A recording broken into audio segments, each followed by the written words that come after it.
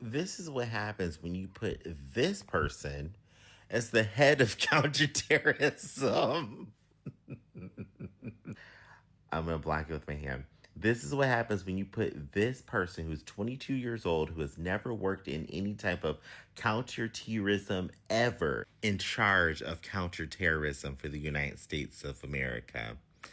Without experience and knowledge of how to do the job, this is how someone gets let through the cracks. So I've been following the story of what happened to those National Guardsmen in DC and how it's a terrorism attack.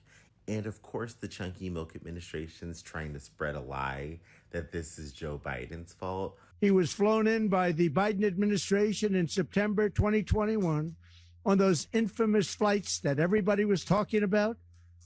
Nobody knew who was coming in. Nobody knew anything about it. His status was extended under legislation signed by President Biden. But the chickens are coming home to roost by just looking into the story more. Now, the primary suspect, and again, I'm going to say primary suspect because we cannot say this person is responsible yet. Just in the investigation, the primary suspect is this man here who was allowed into the country on one of the flights that came over from Afghanistan because he worked with the United States military seeking asylum.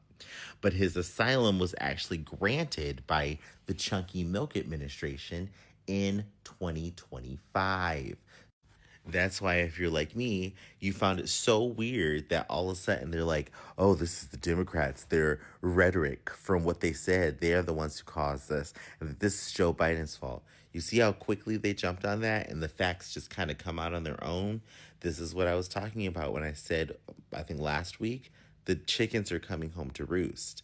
This is what happens when you take qualified people from positions, you remove them because they're not a fan of yours, and you put unqualified people in their places. Now, there's still a lot we have to see that's going to happen. There's got to be an investigation and proof that comes forth that actually shows that this man is responsible.